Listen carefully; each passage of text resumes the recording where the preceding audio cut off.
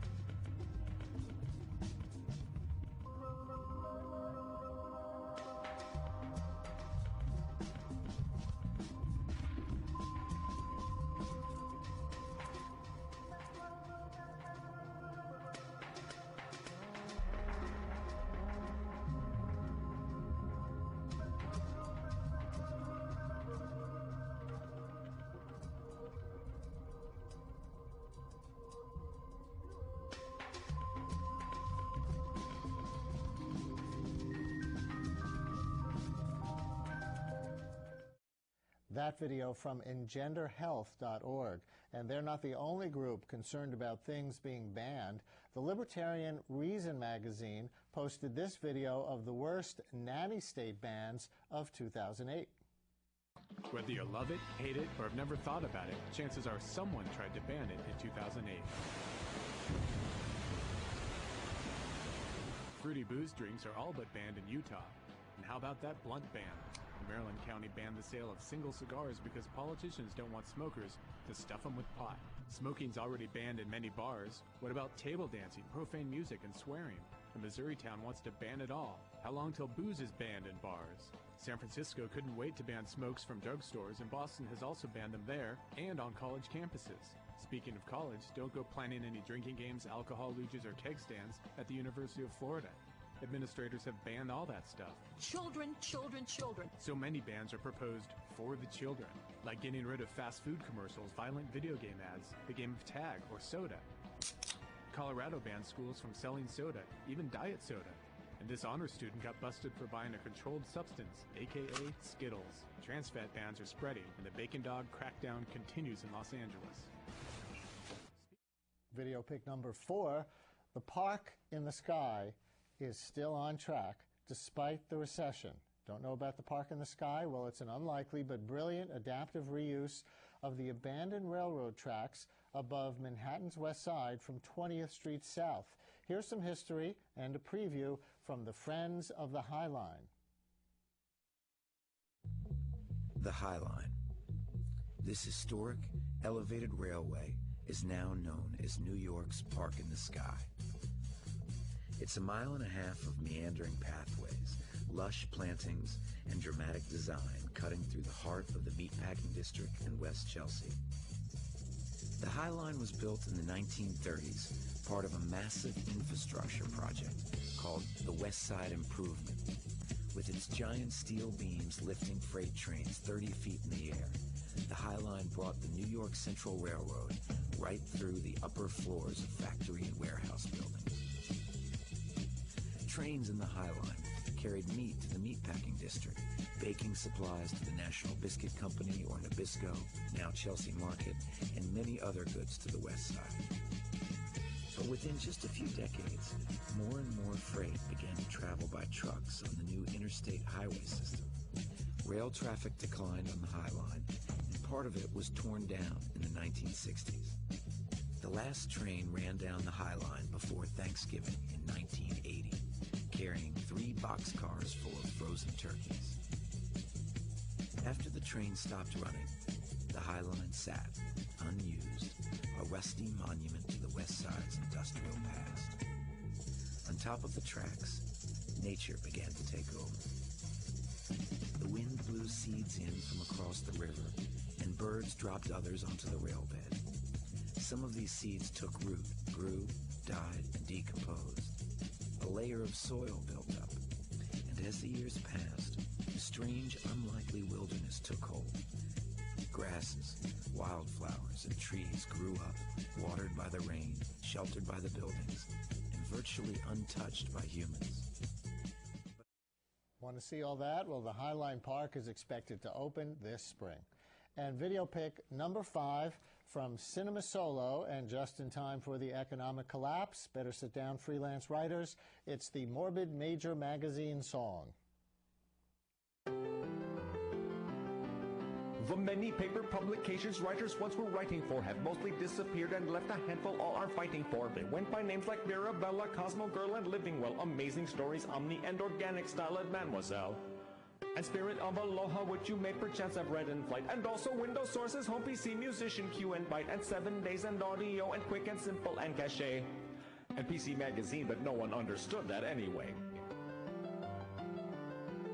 When Budget Living says they're broke, you know conditions aren't so nice. And don't forget Success, whose claim to fame is that they failed twice. McCall's Industry, Standard, House and Garden, all have gone away. And Rosie sank as fast and deep as Underwater USA. When Country Journal, Harper's Jewish Woman, Coronet, and Mode have followed New Age Journal as they all were flushed on some commode. When Blueprint's future plans have all been relegated to the past, and National Lampoon will surely not be who is laughing last. When Women's Sports and Fitness, Golf for Women, Gusto, Sink, and Spy are only sold along with Lifetime at that newsstand in the sky, all writers start to fear that their careers are headed for the drain. A lot like Talkin' Child and Life and Look and Lears and George and Jane.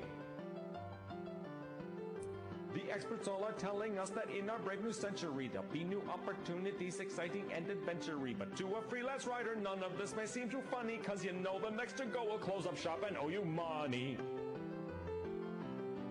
Yes, to a freelance writer, none of this may seem too funny, cause you know the next to go will close up shop and owe you money. know, Gilbert and Sullivan are so wonderfully adaptable, you could sing the periodic table to that melody. Oh, somebody already did that. And those are this week's online video picks. This is Brian Lehrer Live, where web video meets the issues. Have you been laid off recently? Know someone else who's been? In a few minutes, we'll have two career counselors in our studio with advice on what to do next. They will take your calls. You can start calling right now and get in line with your questions for them. Career counselor questions at 212-251-0801. If you've been laid off, we will give you the opportunity to ask what to do next. 212-251-0801. You can start calling now. Now, throughout the presidential race, the Obama campaign held the electronic high ground. Central to their message was a promise of transparency, a government wired to the people through the web. But here's a switch. Now the Republicans, led by Kentucky Senator Mitch McConnell, are calling on the Obama administration to post their plans for the economy, especially the big stimulus package that's coming, on the web for all to criticize for one full week before anybody in Congress takes a vote. Does this mean good government groups like the Sunlight Foundation suddenly find themselves in the Republicans' corner? Let's ask. With us via Skype from Washington, D.C., Bill Allison, Senior Fellow at the Sunlight Foundation. Hi, Bill. Hello from New York. Thanks for doing this. Oh, Brian, thank you for having me on. So are you now on the same side as the Republicans when it comes to transparency? Well, I'd like to think of it as that the Republicans are on the same side as us when it comes to transparency. I mean, one of the interesting things that we've found throughout since we founded the Sunlight Foundation a couple of years ago, both sides, Republicans, Democrats, liberals, conservatives, feel like transparent information about government helps their cause. And it's funny that I think that the exception to that is that when you have one party in control, as the Republicans used to be in the 109th Congress, they're not quite as eager to get information out. We'll see how the Democrats do. But basically speaking, both left and right want this information out there, want all kinds of information out, not just the legislative information, although that is certainly crucial. And I think that that Republicans have come around because they feel like it will help their cause. But I think the same can be true, or the same thing can be said for the Obama administration, that putting this information out helps their cause. It starts a conversation. It makes people familiar with this package. You get from the anxiety that we're seeing about people who are worried about what's happening with the economy, what is government doing. Right now we have these vague things that people have heard about, the TARP program, what the Federal Reserve is doing, what the FDIC is doing. This puts everything on the table. Here's the plan. Take a look at it. It's a smorgasbord. You're not going to like all of it, but this is what we're doing, and this is how we're going to try to fix the economy. And I think that that's a way to get the public talking, engaged, and you get much better ideas when you have an open process. Bill, if the Obama folks do this the way that Mitch McConnell and others are demanding, that is, take the full almost $1 trillion stimulus bill and put it online for everybody in the public to crowdsource and look at and write their favorite journalists about and post to their blogs about, if they really put it up for a full week before they allow a vote in Congress, how different would that be from the norm of what gets done with bills in Congress? Well, the one thing I'd say about that is that, and so far it looks like the Obama administration is talking about seriously doing that. And they're not just talking about putting the bill online, although that is one thing, and they even kind of upped the ante from Mitch McConnell on Monday. The Politico and some other outlets reported they were talking about putting the bill up not only online but searchable, so you could dig down and drill down and look for specific language in the bill. But I think that what will be different about it is that we will have, for the first time, we'll really be able to see the entire process of what the plan is.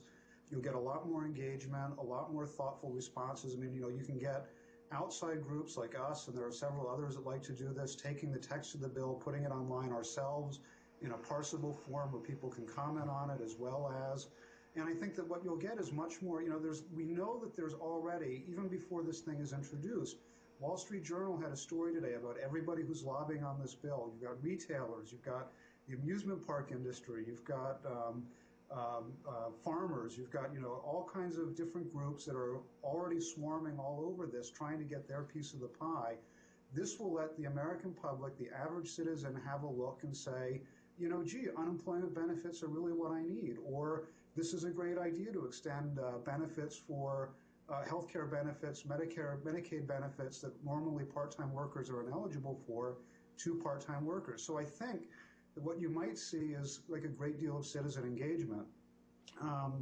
We've seen some things like this before. I mean, again, but it's generally speaking only around hot-button issues. In the last Congress, the immigration reform bill, there were some folks who put that online, and that drew a lot of comments and criticism. We had a tool called Public Markup where we put the emergency stimulus package, the different versions of that. It started as a 123-page bill and went up to a 400-some page bill, I think. We were putting all of that online so people could comment on it. And I think that what you get is an engaged citizenry, an informed citizenry. And when the thing is finally passed, even if you as a citizen, you don't feel like everything that you wanted to happen happened, at least you felt like you had a shot at the process. And that's a heck of a lot better than what we have now with people only finding out about things after they've happened. You know, Bill, you're breaking some news here, at least for me and probably for a lot of our viewers, because I saw, and probably a lot of other people saw, Mitch McConnell on television over the weekend demanding this 1-week period of having the bill on the web before a vote. And the Democrats, who I saw on TV and some who I spoke to from Congress over the last few days, were non-committal about it. They were very carefully non-committal about it, saying, yeah, of course we want transparency. It'll be up in some way. Can't say whether it'll be a week or a little shorter than that. But you're telling me that the Obama administration itself actually accepted the premise and upped the ante and said they would put it up for a week and searchable. So this really might be a defining moment in the history of government transparency.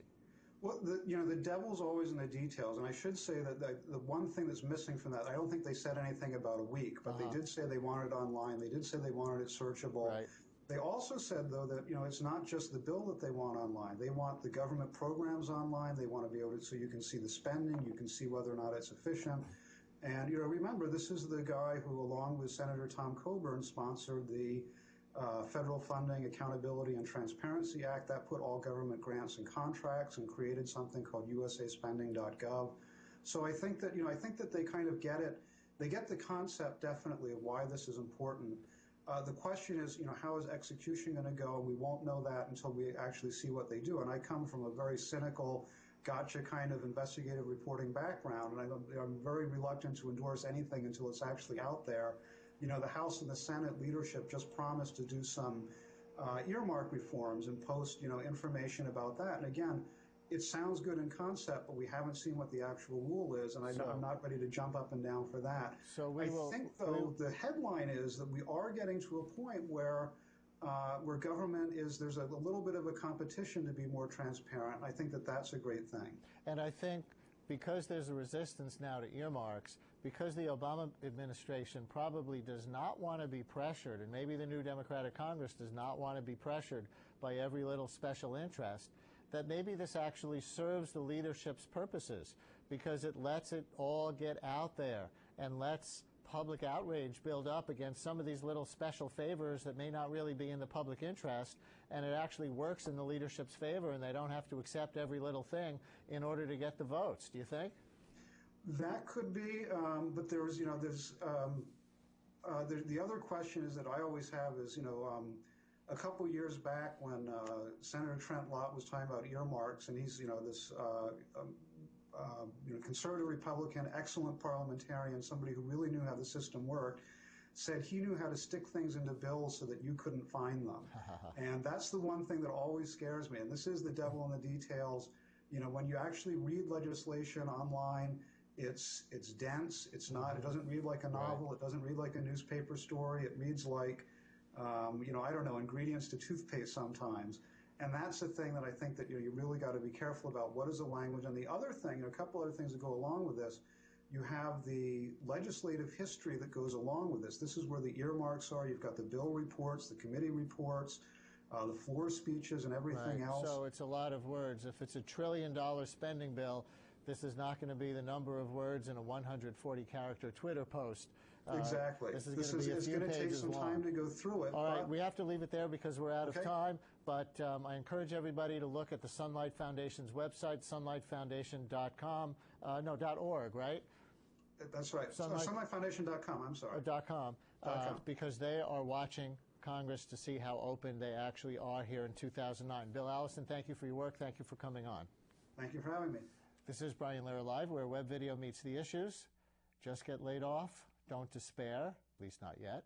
You haven't spoken to our career counselors. See that number on your screen? You can start dialing now for help. We will be back in 2 minutes with 2 career counselors to take your calls. Hi, I'm Matthew Goldstein, the Chancellor of the City University of New York. Look who's teaching at CUNY. Michio Kaku, string field theorist and international authority on theoretical physics. John Corleano, Academy Award and Pulitzer Prize winner in music. David Nassau, winner, Bancroft Prize for Best Biography. Jill Barganetti, Presidential Early Career Award for Scientists and Engineers. Gregory Rabassa, recipient the National Medal of Arts in 2006 from President Bush. Elizabeth Nunez, winner, American Book Award. Godfrey Gums, American Physical Society Fellow and member, New York Academy of Sciences. World-class talent, award-winning scholars, CUNY is their classroom, CUNY is your university.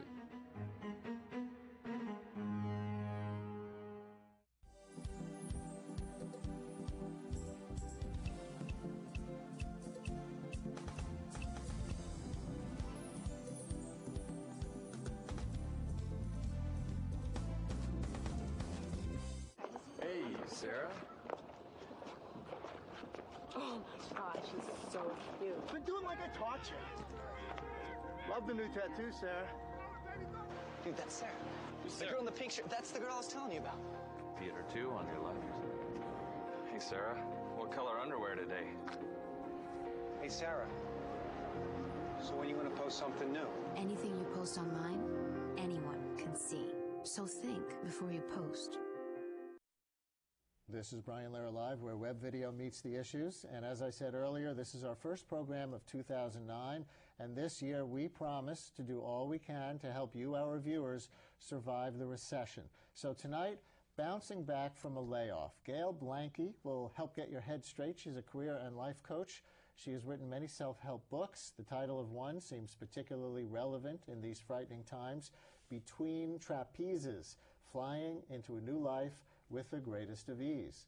And Deborah Wheatman is here as well to take your calls. She knows the nuts and bolts. She writes the blog, Deb's Career Corner, at vault.com, also a career coach. Thanks to both of you so much for coming in. This is a time when your services are greatly needed. And I want to ask first, if you're getting laid off, what should you do before you walk out the office door with all that stuff from your desk or from the construction site cubby or wherever you're leaving?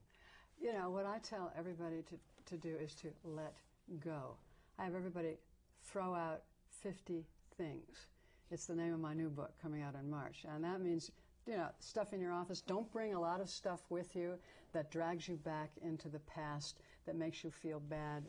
Let go of all the anger. Let go of feeling that you were taken advantage of. Let go of, you know, how you could have done it differently. Just start letting go before you even walk out of there. And can you negotiate severance? Can you negotiate ongoing health benefits? Can you negotiate with an employer who no longer employs you? Absolutely, you can, depending upon the length of time you've been in the position and what your position is. You can absolutely negotiate, and it never hurts to ask. You know what they say, you don't ask, you don't get. So under that umbrella, you can absolutely say, you know what, hey, I would like to know if it's possible to get an extra XYZ, fill in the blank, and benefits, you can say, whatever. I've been a good employee. I Definitely. have worked hard. I have kids in college. Any of these things, right? I've heard people get great results by doing that. Absolutely, yeah, they have. But a lot of people just don't think of doing it. They don't. They think, oh, I'm leaving now, and that's it. No one's going to do anything for me anymore. But that's absolutely not true. 212-251-0801. You should see the number on your screen, 212-251-0801. Let's take a call. Jason in Soho, you're on the air. Hello, Jason. Hi. What's your question?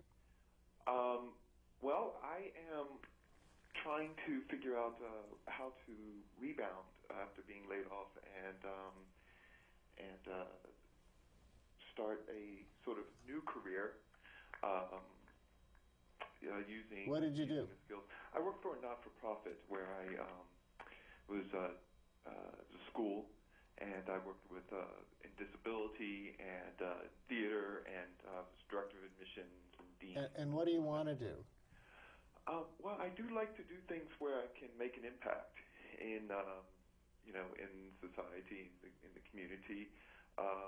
This past election, I found out I really enjoy politics. I did a lot of volunteering and things of that nature. But my big love has always been working with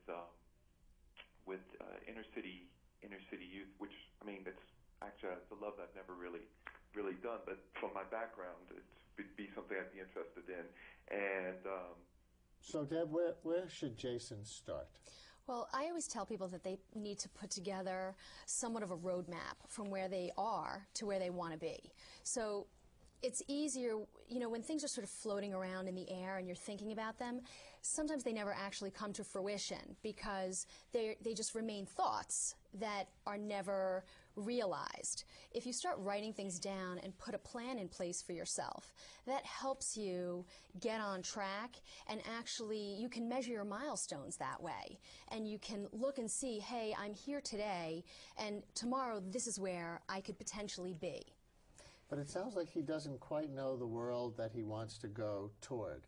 How does he discover that world? I think it's really important. Yeah, Walt Disney was a pretty smart guy, and he said, build the castle first. Because when you have, that's where the magic is, that whenever they're putting a new theme park in place. And if you create a vision, and Jason, this is something that you want to clarify. What would good look like if absolutely anything were possible? You don't have to be practical here for step number one. It's really, what would you just love? And it sounds like you got a vague idea, but you want to clarify it, fill in all the colors, make it as clear and as compelling and wonderful as you can.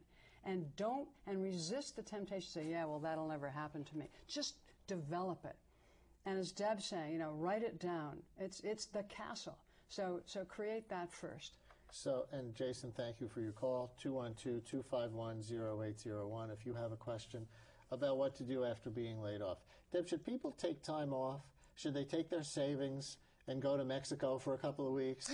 Or, should you dig right in to find that next opportunity or try to rebound into a similar position? You know what? Sometimes it pays to take a break and look and say, you know what? This is a good time to reflect on what I really want, because to Jason's point, he doesn't really know, right? So maybe if people like that take a step back and they look at where they've been, and this is, in some respects, can serve as a tremendous opportunity to figure out if there's something that you've always wanted to do, perhaps, and now might be the time. But if you sort of worry and immediately get very excited, like, oh my God, where's my next paycheck coming from? You're not going to take that time to reflect and think about what really is in your heart and what you really want to do. Brian, sometimes it takes a crisis in a country, in a company, in a family, in a life, for us to know how good we are, what we're made of, what we stand for, what we're capable of. And that's why, in the end, you hear people say, gosh, getting fired was the best thing that ever happened to me. So I ask everybody to make a list of the defining moments in their life, not just their career, but in their life. And a defining moment is a moment when you found something in yourself you didn't know you had, and you brought it out. It might have been a time you said, this is how it's going to go. It could have been a time, where you said yes or where you said no. And you make a list of those defining moments. You'll find that you have the courage that you need to step forward today. Is there any risk in going on job interviews too quickly? Maybe when you're still angry or feeling very needy and vulnerable. I think you've got to be careful of that. That's why I think it's really important to let go of the past, let go of the anger, throw that stuff out. Make a list of your defining moments, and so that you can remember how really good you are and the great stuff you've done, so that you get your mindset right. So when you walk into an interview, you've got your energy up and your optimism showing. Sometimes that anger comes through in an interview, and if you're already feeling bad, if you're feeling, you know, Resentful. very let down and resentful, you're feeling bad about yourself, that comes through always. It's a real damper. Deborah, the resume. Should you write a customized resume for each job that you're thinking of applying to? Should you write a template and then fill in the blanks a little bit to target for each employer? How do you go? I think you create a framework for yourself and then customize it accordingly. You can't use it as a blanket. You know, one resume does not fit all. And so with that, you really need to be careful because people look at job descriptions, they speak to other people, they find new positions through various means, and they want to use this one piece of paper for everything. You know what? Looking for a job is a job in itself, and you have to keep that in the back of your mind and make sure that when you present yourself, you're presenting yourself from all fronts, and your resume, your cover letter, your career materials are part of that. I can't believe how shy you people are being tonight. When we ask who should replace Hillary Clinton in the Senate, then you call in droves and you have your names and you have your opinions. Come on, this is your opportunity. If you have been laid off, if you know someone who has been laid off, we have a few more minutes for free advice. You can give us a call, 212-251-0801. You can call under an assumed name. You can't call under an assumed voice. We don't have that technology. But 212-251-0801. Gail? I was just going to say that I think people are feeling kind of bad about themselves, and that's why you've got to take the time to get your energy up. But building on the idea of a customized resume, one of the interviewing techniques that I really love is I suggest to people that when they go in for a particular interview, besides reading up on the company and getting all the information you can, that when the person says, okay, so Brian, tell me about yourself, you don't say, okay, well, this is all the stuff I've done and here's my resume. You say, I will, but first I'd love to hear what you guys are out for. What would you love to have happen here? What, if anything were possible, what would you love to make happen here? And listen really hard. And then present who you are inside of their vision as a way to make it happen. And then they'll end up saying, boy, this guy really gets it about what we're trying to do here. That is a great tip. When you go on an interview, you shouldn't just come prepared with answers. You should come prepared with questions. Absolutely. And you know what another important point might be? I tell people to interview for things that they are not necessarily interested in. And the reason why I tell them that is to build up their self-confidence and practice. If you're not interested in something, you have nothing to lose. And you can build the skills that you need. No. Right. You can always say no. You have the right of first refusal. Oh, and the more you do it, the better you become. The better you get at it. The other thing about, I don't think you should think about it. I'm thinking about Jason, who called too much as work. Think of it as an energizing thing to be doing, because when you're out presenting yourself and you got your energy up, it can be a lot of fun. Who knows who you're going to meet?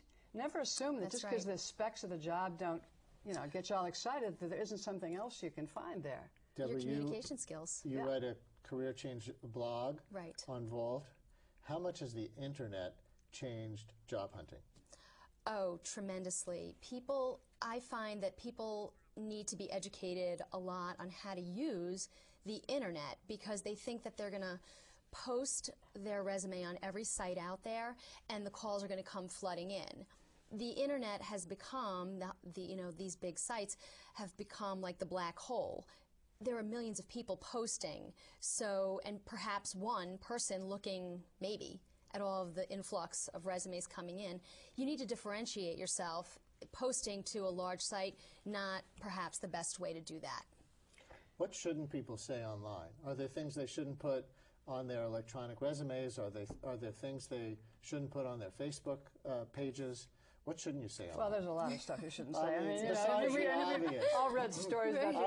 I go home and snort cocaine every day. Other than that, I'm a really good guy. Yeah, hire me. So the people have run amok by getting a little too intimate, a little too personal, and sort of down about it. But I'll tell you what you could put on there. I have everybody I work with complete this sentence. I'm Deborah, and I'm the one who. Who what? I'm the one who delivers it every time. I'm the one that energizes other people. I'm the one that, and it's about being unique and and developing your own personal brand. And if you say, okay, I'm Brian and I'm the one who, and if you can say after that, and nobody does it better. It's differentiating yourself, it's being proud, it's saying this is what I stand for. And where's the line between putting it out there and being perceived as bragging or hyping yourself? If it's genuine and it comes from passion and energy, it'll work. It'll work. Do you Google your clients? Do you look? I mean, employers do, right? Yes, they do. I don't know if you do it as a career coach. Yes, I do. What do you look for? I look to see, history, where they've been, things, just learn things about them, because now with information at your fingertips, there's no reason not to. You can find anything online.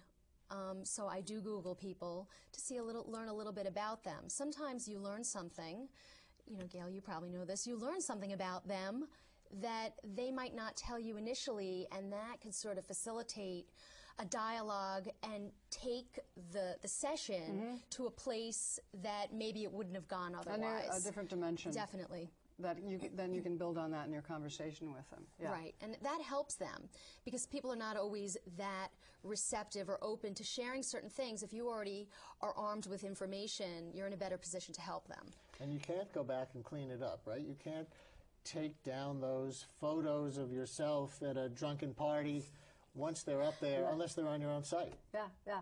No, you've got to be a really good editor. I think we have to be really good editors in our lives anyway, but you have to edit what you show the world. I think you have to edit how you think about this process too. Don't buy into all the panic that's out there. Edit it out. Be a good editor. We are what we think about in the end. So be careful that you don't say, oh, well, the statistics are saying that 900,000 people are going to be fired and you're never going to get another job that you're going to like, and the whole thing is just going to be so bleak. Just don't listen to that. You're not a statistic. You're a living, breathing organism, and it's all possible. So that's why you have to keep your energy up and your optimism up. Well, this has been great. I think this is really useful for a lot of people. Thank you very much for being our first in-studio guest of 2009. We're going to be doing a lot of direct help providing for people who are being affected by the recession in one way or another, and this was a great start. Thank you very much. Thanks a lot. Thank you. Coming up next, War in Gaza by Other Means, Web Video. This is Brian Lehrer Live, where web video meets the issues. Hey, Sarah. Oh my gosh, he's so cute. How do you know him? Come on, Donovan, do it like I taught you. Love the new tattoo, Sarah. Let's go! Dude, what? Dude, that's Sarah. The girl in the pink shirt. That's the girl I was telling you about. Oh, that's Sarah? Theater 2 on your left. Hey, Sarah. What color underwear today?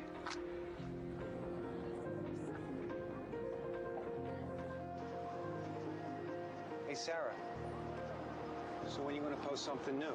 Anything you post online, anyone can see. Family, friends. See you later, Sarah. Even not so friendly people. Think before you post.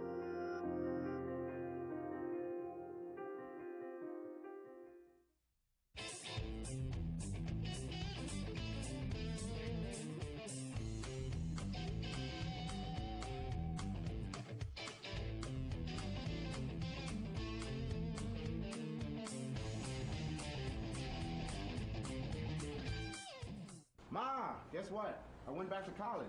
No, I didn't quit my job. I'm finishing my degree with a CUNY Online Bachelor's in Business. I interact online with real City University of New York faculty on a schedule that fits my busy life. Ma, you should look who's teaching at CUNY. And it all leads to a high-quality Bachelor of Science degree in business. I can attend class anywhere, anytime. Yes, Mom, even at your house Friday night for dinner. The CUNY Online Baccalaureate. Get back to business.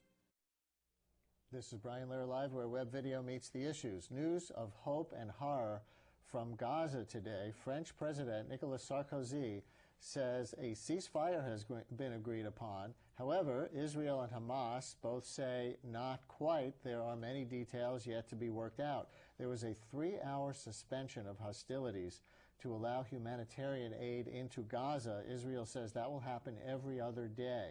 But after a brief silence, the 12-day assault resumed. This war is being fought on the ground, but for most of the world, being experienced on video. No journalists have been allowed into Gaza for weeks, but video has emerged nonetheless, and Israel is telling its side of the story on its own YouTube channel. Joining us to look at some of this video and to talk about the war through other means, web video, Jane Eisner, editor of The Forward, the influential Jewish national weekly newspaper. She was with the Philadelphia Inquirer for 25 years. And via Skype from Beirut, where it is 3 a.m., journalist and videographer Ahmed Shihab Eldon. Ahmed in Beirut, hello, thank you for doing this. Jane in New York, hello, thank you for doing this. Hello, you are very welcome. And our first video tonight is from a unique YouTube account, but this is official business from the IDF, the Israeli Defense Forces. Let's check out yesterday's daily video blog about the war. It's Monday night, the 5th of January, the second day of Operation Cast Lead's ground forces stage. Our forces continue to operate on the land, sea and air to stop the Hamas from firing rockets at Israeli civilians. Today, approximately 30 rockets were fired, landing in various communities around the Gaza Strip. We will continue to operate to make sure that this does not happen in the future. Our forces have arrested and detained dozens of Hamas operatives, and we've continued to strike tunnels, weapons manufacturing facilities and weapons storage facilities. The Hamas, instead of investing in health, education and welfare, has invested in what I can only describe as an incredible military system across the whole of the Gaza Strip. They store weapons in the commanders' homes with women and children next to Qassam rockets. Any civilian injuries are the responsibility of the Hamas, which intentionally and cynically has placed its facilities within crowded areas. The citizens of Palestine and the citizens of Gaza are not our enemy. Today, more than 80 trucks entered Gaza with humanitarian aid, and it is our intention to work with international organizations to make sure that the people of Gaza suffer as little as possible. So that is actual web video from the actual Israeli Defense Forces website. They have what they call a daily vlog or video blog, and it's kind of surprising, Jane, to go to the Israeli Defense Forces website and even see the word vlog. Who is their intended audience here? Well, it's probably a great many people, including, I'm sure, a lot of your viewers. You know, I don't think this happened by accident. It's very clear that this operation in Gaza has been planned and executed with Lebanon in mind. I mean, we are always fighting the last war, aren't we? And after the war in Lebanon in 2006, the Vinograd Commission in Israel issued a fairly critical report of the conduct of the government. And one of the things it pointed out was the inability or the lack of excitement on the government's part to telling its story. And so we've seen this now on the ground in the way reporters are being helped in a lot of ways that they hadn't been in 2006, and clearly for a worldwide audience, which is what you get online. They not only said what was going on militarily, though, in that video, the gentleman also made the case for Israel. We're innocent, they're attacking us, we're trying to be humanitarian, they're being cruel. All woven in to the account of what they're doing on the ground militarily day by day. That was pretty interesting. It was. I was also struck by the fact that he used the word Palestine. He said, we are not at war with the citizens of Gaza and the citizens of Palestine. And that was a very interesting use of language, and I'm sure it was deliberate. You know, I think, accomplish what? Well, I think to accomplish a sense of compassion. You know, you can believe it or not, but clearly there is some attempt here to say that we are trying to get at the root causes of the terror, not at the population. And making the statement that I, meaning him, and the Israeli government by extension, believe in a two-state solution. Yes. We are having a little trouble with our Skype connection, so we'll bring Ahmed in from Beirut. as soon as we can get that hooked up again. Let's take a look at another video, and this is also from the IDF, Israeli Defense Forces YouTube site. This one, video of an airstrike from New Year's Day, January 1st. The pop-ups that you see on the screen, the words are informing us of what we're watching. The initial bomb strike on a Gaza mosque, this is a mosque, followed by what the IDF has identified as a second explosion caused by a hidden weapons cache. So the IDF is putting these sorts of videos up as proof, they say, of the underhanded and morally questionable tactics of Hamas hiding weapons in a mosque, daring, there's that second round of explosions, more of the second round of explosions, that they make the point and make the argument should not be seen as Israel's fault, but rather should be seen as Hamas's fault for being so crass as to hide weapons in a mosque. Ahmed, in Beirut, who is the intended audience for these Israeli Defense Forces videos on YouTube? I think that first of all, it's great to be with you. I think that they're trying to send a message to the Western audience specifically, but also to anybody to suggest that they are not targeting civilians. These are consistent with their message of being on the defensive and that they are using surgical strikes. It's also consistent with their policy, or I guess their refusal to allow any journalists into the Gaza Strip to try and limit, the amount of information that comes out of Gaza. And by focusing on, these air assaults, as the videos are, they are pretty successful with the limited attempt. I don't know if you've seen that video before, but does it successfully make its case to you that there was one set of explosions from the bomb that they dropped and another set of explosions that must have been from weapons that Hamas hid inside that mosque? No, it doesn't. In fact, it's consistent with their lack of evidence for many claims that they're making. I was watching Al Jazeera English today, and I saw that a UN spokesman, or rather a UN official who was actually there, said that he was, and this is a quote, 99.9% sure that Hamas militants were not there. And that he is stating his fact, and that he invited Israel to give their evidence or their facts. Jane, very briefly, do you find yourself more convinced by that than he is? Well, I think that it would have benefited from having the source, the background material. I mean, I think Ahmed is, of course, right, which is that the bigger aim here is to show an Israeli claim that this is precision bombing and not indiscriminate bombing. All right, switching sides, a video clip from Al Jazeera English. This has been on the web, and it shows some of the more graphic images from the Gaza conflict. Let's watch a clip that details what the Palestinians claim are war crimes against Palestinian civilians. A grim spectacle of blood and wailing, as more civilian casualties fell under Israeli bombardment. But these are not just any civilians. They lost their life almost as soon as they came to it. An indiscriminate Israeli strike on their home in Beach refugee camp on the outskirts of the city of Gaza. The entire family, 5 children and their parents, perished in the attack. 3 other children and their mother were killed in a separate attack on a Palestinian home. Scores of others killed and wounded have been pouring into hospitals that are already bursting at the seams with casualties. Gaza has been under siege for years, and shortage of medicines and the humanitarian supplies has only worsened. Penned in a tiny stretch of land and lying in the range of Israeli heavy fire from land and sea and air, the people of Gaza have nowhere to flee. This as Israeli infantry units backed by tanks and helicopters continue to approach and strengthen their positions around Gaza City itself.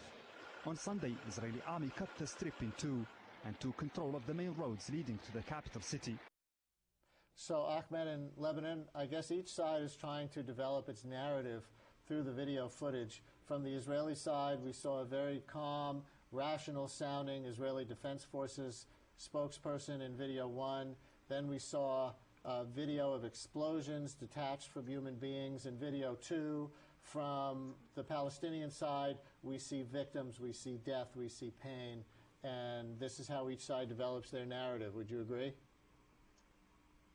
Yeah, I would agree. I would want to emphasize, though, that, this is from the Palestinian side, something that isn't being shown because Israel has prevented journalists from entering despite their, Supreme Court deciding that journalists should be allowed in when the border crossings are opened. And I don't want to, drive that point too hard, but the broader point that I'm trying to make is that Israel is able to use these videos and use all of their techniques to try and limit what is coming out of Gaza because they know that they've been successful in the past.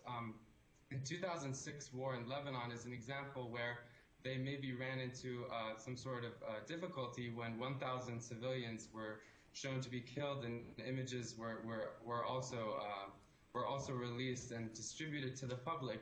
So it's a consistent message. I don't know if it's a successful message. And the fact that Al Jazeera English is the only international English broadcaster that's been able to report from Gaza, puts a lot of responsibility on their shoulders. And so I think that it is perhaps going to indicate that there might be a shift in the perspective or the general kind of consensus or narrative or the PR campaign. And Al Jazeera English on some cable systems, not much in the United States, also available online.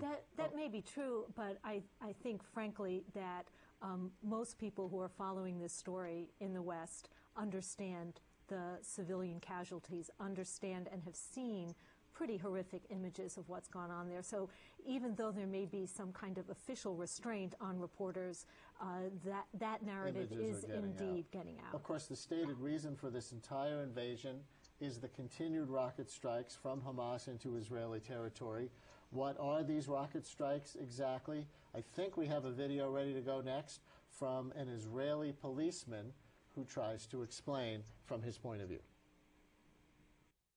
Qassam is a very primitive type of a rocket made out of metal tubes, usually road signs, filled up with screws, ball bearings, nails, etc., etc. That's the size that we have been getting here in the last few months. We used to get 60 millimeters, then 90 millimeters, and lately only 115 millimeters. There's a major difference between the Qassam and the Grad. The Grad is a much more sophisticated rocket made, machineryly made, comes in 4 parts, gets smuggled into the Gaza Strip through the tunnels that have been blown up lately. Is that through Egypt? Through Egypt into the Gaza Strip, comes in 4 parts, get reassembled in the Gaza Strip, and gets ready to be sent here.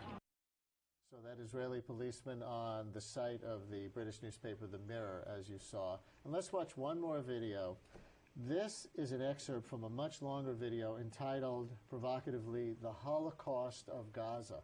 This is a close-up look at the violence on the ground right now, and obviously from a Palestinian perspective. And be warned, these images are disturbing.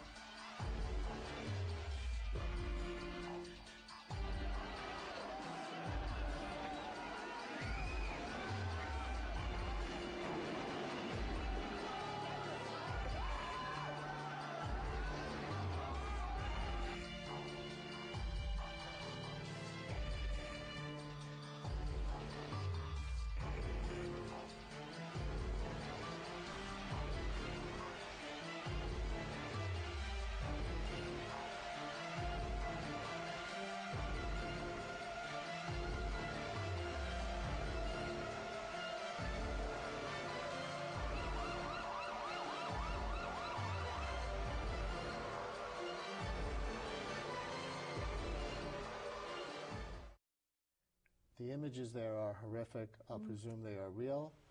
How do you feel as a Jew hearing somebody accuse the Jewish state of a Holocaust?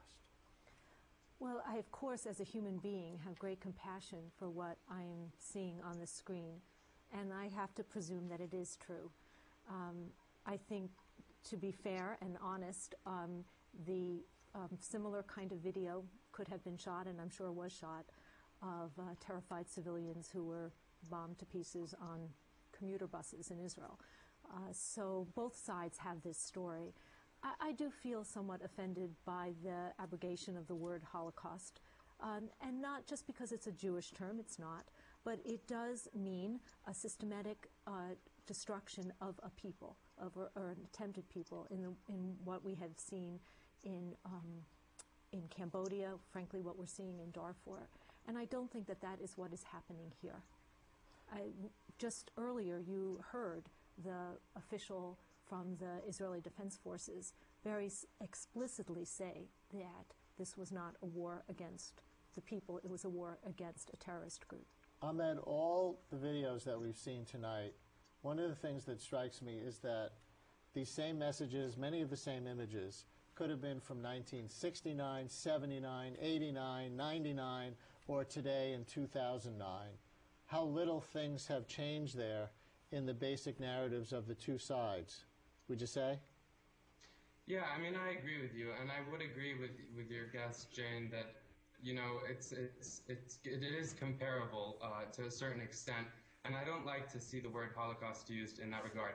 But I would also like to say that, as you said, the problem with a lot of these media wars, or trying to push certain narratives into the public discourse, is that this tends to narrow the scope. It tends to narrow the crisis or the problem or the historical element of the crisis into a specific face-off or confrontation.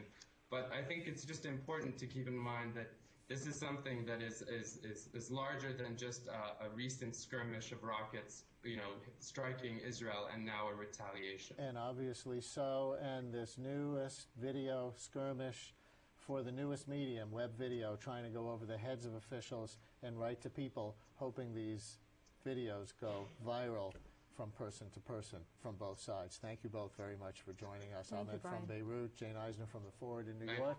And that's it for tonight's show. We are here Wednesday nights at 7:30 or as a podcast at CUNY.TV. Next week, more ways to make it through the recession. And join me for my daily radio show weekday mornings at 10 on WNYC. Tomorrow morning, MTA President Lee Sander takes your calls. That's on 8:20 a.m. and 93.9 FM WNYC tomorrow morning at 10. Have a great night.